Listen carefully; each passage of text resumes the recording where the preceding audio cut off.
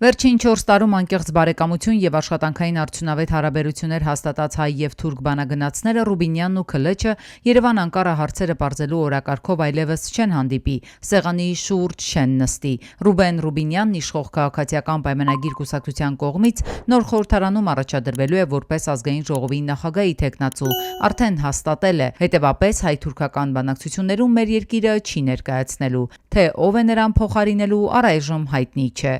Հայ-թուրքական հարաբերությունների կարգավորման հերթական 4-րդ փորձը 2022-ի տարեսկզբից ընթացքի մեջ է։ Առաջին անգամ Հայաստանի խորհրդարանի փոխխոսնակը թուրք դիվանագետի հետ Ռուսաստանի մայրաքաղաքում հանդիպեց հետո թուրքական դիվանագիտական ֆորումին, ապա նաև մեր երկրում, հենց հայ-թուրքական սահմանին, որի դռները պինդ զոդված են մնում չնայած այն բացելու վերաբերյալ համաձայնություններին։ Ավելին, թեպետ Հայաստանի իշխանությունները գործընթացի մեկնարկից ի վեր հայտնել են այս հարցում իրենց անվերապահ պատրաստակամության մասին եւ փորձագիտական համայնքում միանշանակ է տեսակետն առ այն, որ սահմանի դարպասները թեկուզ երրորդ երկրների քաղաքացիների եւ դիվանագիտական անձնագիր ունեցողների համար չբացվեցին, որովհետեւ թուրքական կողմը համապատասխան քաղաքական կամք չդրսևորեց։ Պաշտոնական Անկարան, հիշեցնեմ, Հայաստանի վերջին խորհրդարանական ընտրությունների վերաբերյալ ուղերձում հայտնել էր, թե Երևանից սպասելու են իրենց ընդառաջ առավել համարձակ քայլեր անել, ինչն ըստ փորձագետ վերլուծաբանների փորձ է տպավորություն ստեղծելու, թե Մարգարա Ալիջանը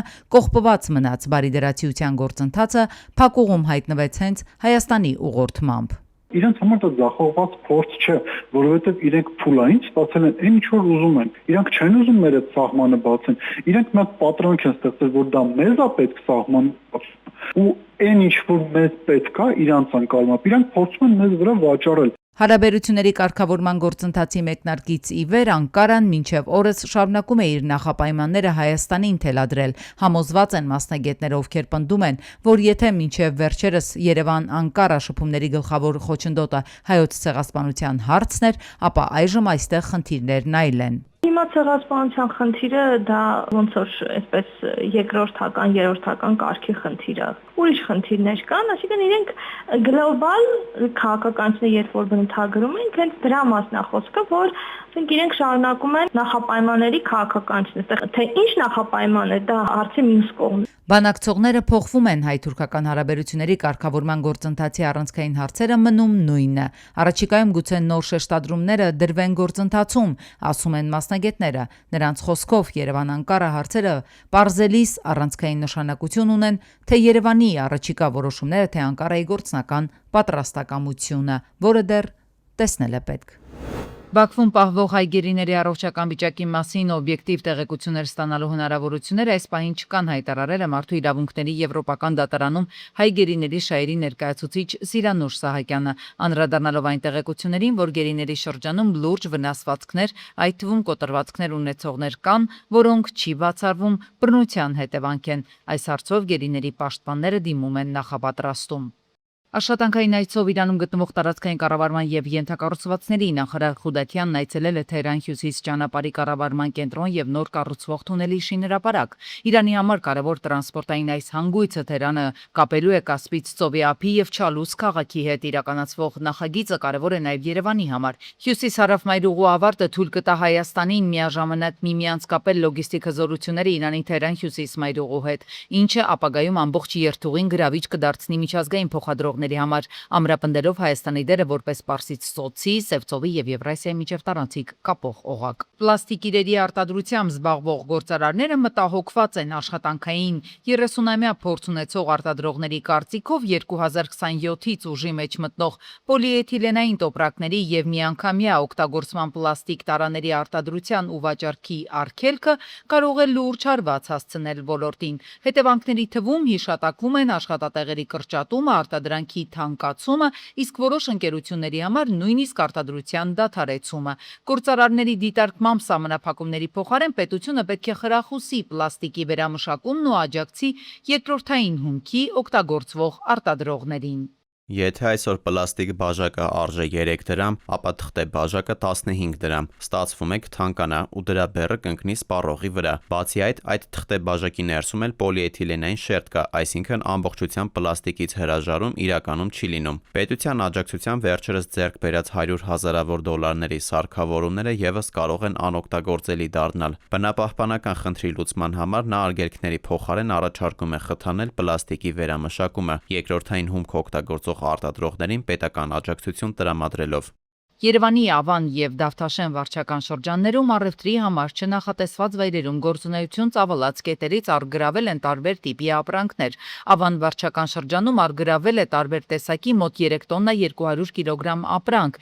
ինչպես նաեւ 300-ից ավելի ծաղիկ։ Դավթաշեն վարչական շրջանում էլ քաղաքապետարանի աշխատակիցներն առգրավել են մոտ 3 տոննա 600 կիլոգրամ ապրանք տեսականի։ Երևանի քաղաքապետարանից զգուշացնում են, որ վերահսկողական միջոցառումները կրելու են շարունակական բնույթ։ Հայաստանում իրականացված նոր հետազոտությունների համաձայն տնային գործերի եւ ընտանիքի անդամների խնամքի վրա կանայք շաբաթական միջինը շուրջ 24 ժամ, տղամարդիկ մոտ 6 ժամ են ծախսում։ Կանանց չբարձրատրվող աշխատանքի ծանրաբեռնվածությունն առավելագույնի է հասնում 30-ից 35 տարեկանում, կազմելով շաբաթական մինչև 49 ժամ։ Ըստ ՄԱԿ-ի բնակչության հիմնադրամի հայաստանյան գրասենյակի ղեկավարի, այս անհավասարությունը կարող է ժողովրդագրական ու տնտեսական որոշակի խնդիրներ առաջացնել։ Մենք պետք է այնպիսի պայմաններ ստեղծենք, որպեսզի այդ կամը փոխարինվի եւ, այսինքն կինը, տղամարդը, ընտանիքը հնարավորություն ունենան եւ իրենց կարիերայում անել այն ինչ որ կարող են, այն ինչ որ ցանկանում են, ունենալ ֆորմալ զբաղվածություն եւ նաեւ կարողանան ժամանակ հատկացնել իրենց ընտանիքին։ Սա չի նշանակում բնականաբար, որ մենք պետք է վարձատրենք տանը ցանկացած կատարած աշխատանքի համար, բայց առաջին հերթին նշանակում է, որ գոնե սոցիալ-տնտեսական հավասար պայմաններ պետք է ունենան, օրինակ ապագայում կենսաթոշակային տարիքի անցնելիս։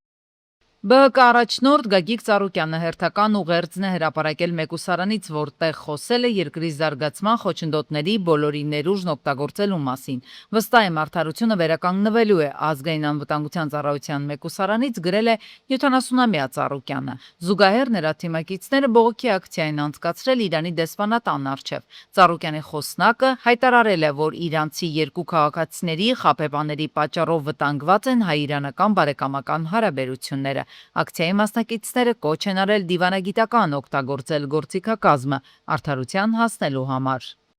Մենք ուզում ենք հավատալ, որ Իրանի Իսլամական Հանրապետության դեսպանատունը դեսպանի գլխավորությամբ հետամուտ է լինելու այս գործընթացի բացահայտմանը,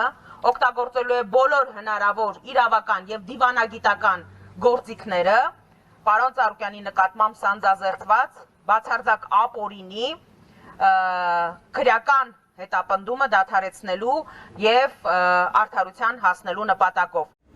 Ամերիկա-Իրան ճակատում վերջին 2 օրերին դադար է, կողմերը բանակցությունների անհրաժեշտության մասին են հայտնում։ Բացի այդ, ըստ ամերիկյան լրատվամիջոցների բարձրաստիճան զինվորականները մտահոգություն են հայտնել հարվածների արդյունավետության եւ սպառազինությունների պաշարների կապակցությամբ։ Նախագահ Թրամփը սակայն հերքել է զենքի պաշարների վերաբերյալ տեղեկությունները, շեշտելով Միացյալ Նահանգներն ավելի շատ զինամթերք ունի, քան աշխարհում որևէ մեկ այլ երկիր։ Իր հերթին Իրանի արտաքին գործերի նախարար Բաղային հայտարարել է, որ միջնորդ երկրների միջոցով Միացյալ Նահանգների հետաղորդագրությունների փոխանակումը շարունակվում է։ Տարածաշրջանում կայուն խաղաղության հասնելը հեշտ չի լինի, քանի որ միշտ կան ուժեր, որոնք ձգտում են պատերազմի, նշել է Բաղային։ Իրանի արտաքին գործերի նախարար Աբբաս Արաղչին ռուս գործընկերոջ Լավրովի հետ հեռախոսազրույցում ասել է, որ Կասպից ծովում իրանական առևտրային նավի վրա Ուկրաինայի հարձակումն անպատասխան չի մնա։ Ավելի վաղ հաղորդվել էր, որ Իրանի արտաքին գործերի նախարար Արաղչին հեռախոսազրույց է ունեցել նաև եվրոպական դիվանագիտության ղեկավար Կայա Կալասի հետ։ Իրանի արտգործնախարարը շեշտել է, որ հարձակումն իրականացվել է Իսրայելի հրահրմամբ,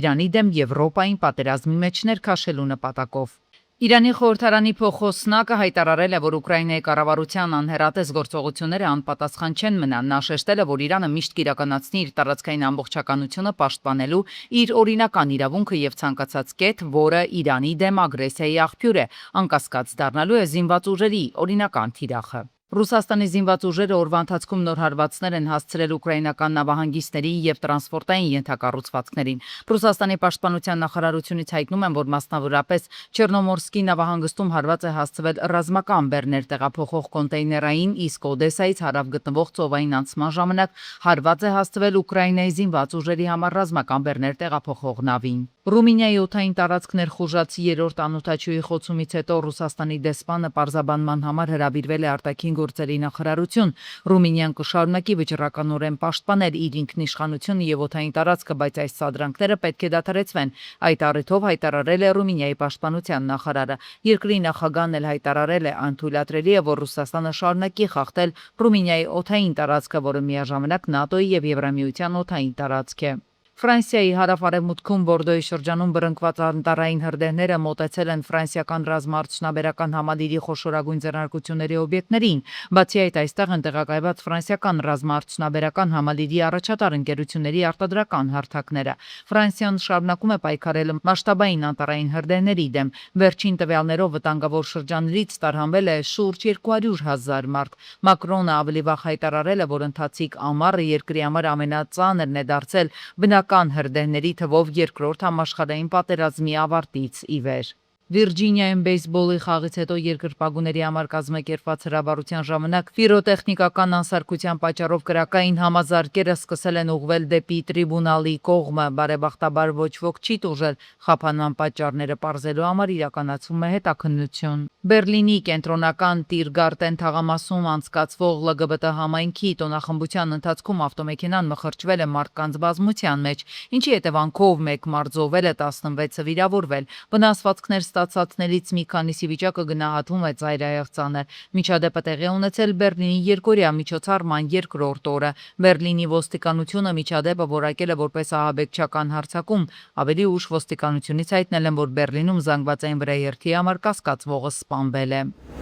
Ամառային հանգստին զուգահեռ սոցիալական ցանցերում կրկին ավելացել են քաղաքացիների դժգոհությունները։ Մարդիկ պատմում են, որ վճարել են հանգստի փաթեթների համար, սակայն կամ չեն ստացել խոստացված ծառայությունները, կամ էլ մեկնելու օրն են միայն պարզել, որ իրենց ամրագրումը ընդհանրապես գոյություն չունի։ Տուժածները նշում են, որ տուրիստական ընկերությունները ամբողջ գումարը վերցրել են նախապես, իսկ հետո արդեն կամ դադարել են պատասխանել զանգերին, կամ էլ տարբեր պատճառաբանություններով հրաժարվել են կատարել իրենց պարտավորությունները։ Արդյունքում մարդիկ կորցրել են ոչ միայն գումարը, այլև արձակուրդը, որին այդքան երկար էին սպասել։ Տարբեր ուղղությունների տուրիստական տոմսեր վաճառելով իբրև թե զեղչերով եւ մարդկանց ծուղակը գցել, ներկայանալով ինչ որ անհայտ կազմակերպության աշխատակից։ Ուզում եմ, որ ճանաչեք իր նմանին եւ զգույշ մնաք։ Օրեր առաջ ինքս խափնվել եմ եւ բավականին մեծ գումար կորցրել։ Սրանց նմաններ իրենց պատիժը դել ստանալու են։ Տուրիստական շուկայում նման դեպքերը նոր չեն։ Մասնագետների գնահատմամբ գործող օրենսդրությունը դեռևս իզորու չէ լիարժեք ապահովել սպառողների շահերի պաշտպանությունը,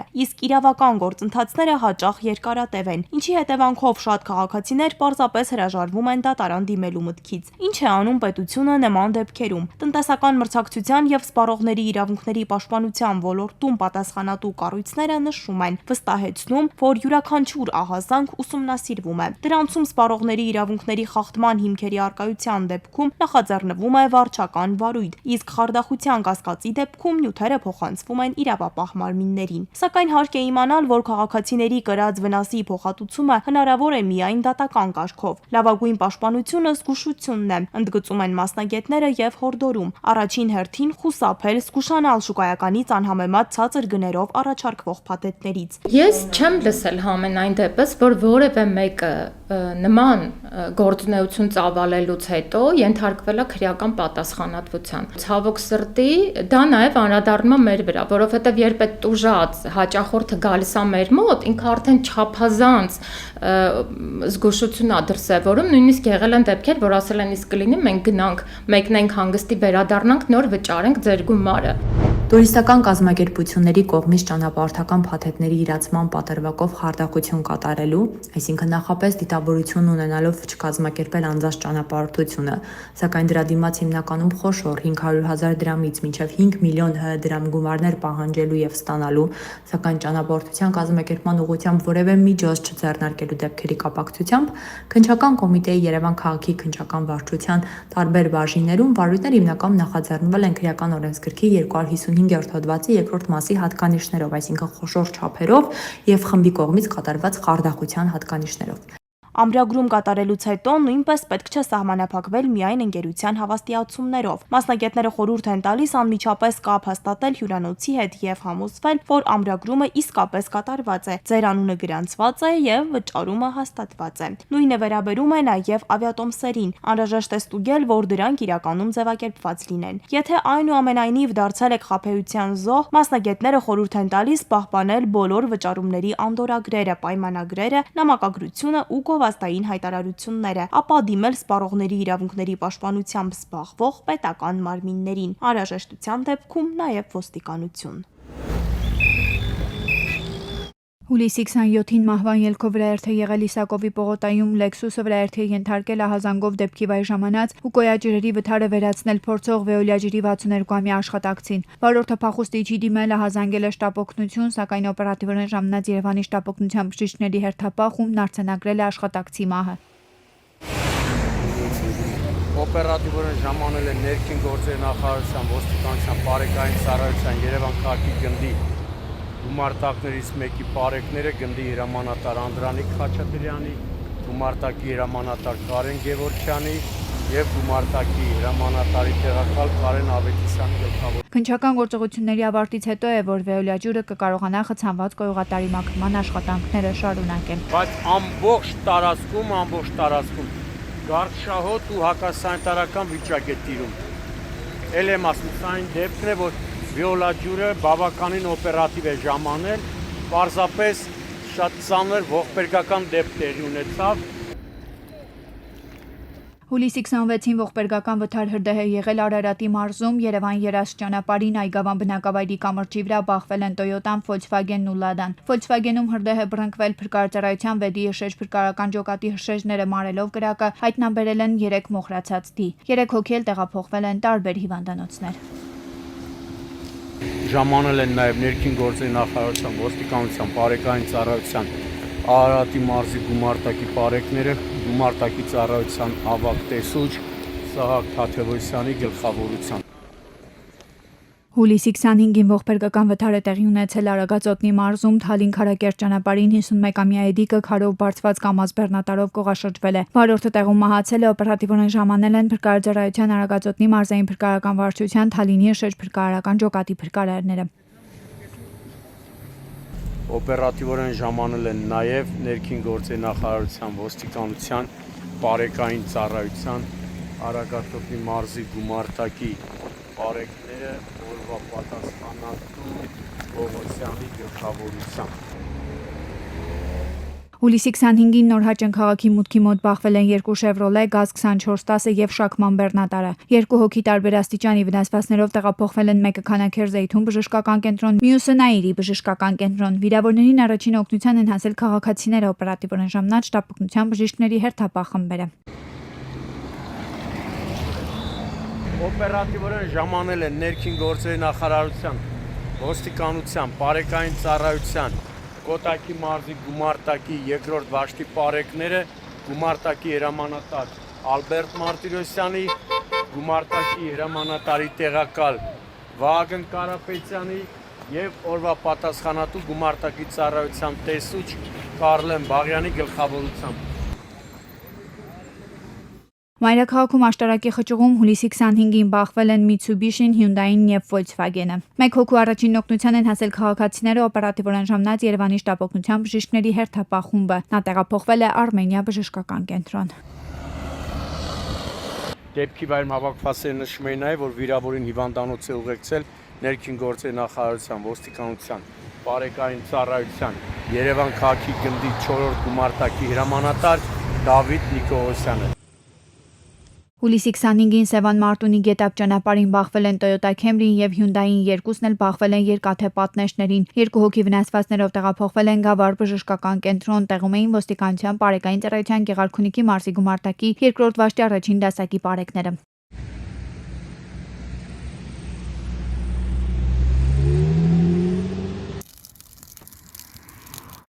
Եվ հուլիսի 26-ին Վահաշապատի վարչական տարածքում դաշտում հրդեհեր բռնկվել։ Հարյուրավոր արագիլներ կան այդ հատվածում, հատկապես տարվա այս եղանակին յուրաքանչյուրի պատասխանատվությունն է այնպես անել, որ հրդեհներ չառաջանան։ Այս դեպքում բարեբախտաբար կրակը, որը տեսանելի էր մի քանի 100 մետրից, ինքնաբերաբար մարվեց։ Չի բացառում այս կրակի պատճառը դարձած լինի ավտոմեքենայից ծխախոտ նետելը կամ ապակե տարաներ նետելը եւ ինչի՞ չէ նաեւ մարդկային գործոն է։